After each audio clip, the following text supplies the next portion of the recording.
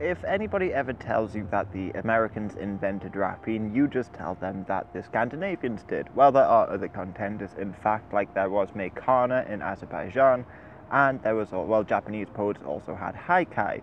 But since I'm in Scandinavia, I'm only going to focus on flyting, a poetic exchange of insults. One of the most famous examples of flyting in Nordic history, at least, is Lokasenna, when Loki rapped against the gods. And he said to Njordor, I'm assuming I'm pronouncing that badly, "I will no longer keep it secret. It was with thy sister thou hadst such a son, hardly worse than thyself."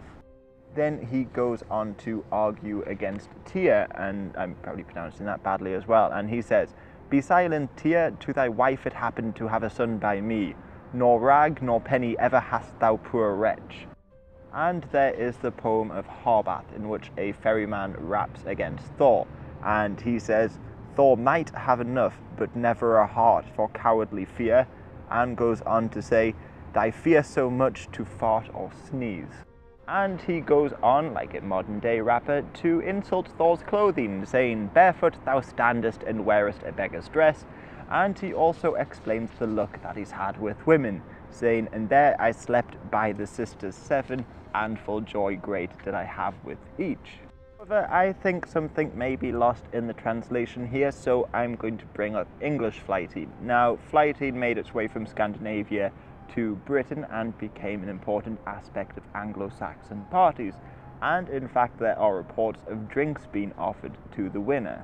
Now, in Britain, it continued until the 16th century, and there we have one of the most famous examples of flyting in Britain. Well, in fact, it comes from Scotland, between William Kennedy, a Gaelic speaker, and William Dunbar, a Scots speaker. Now, this language difference is brought up in the rapping, for instance. Dunbar says, "Thy treacher tongue has taken a Highland strain, a lowland arse could make a better noise."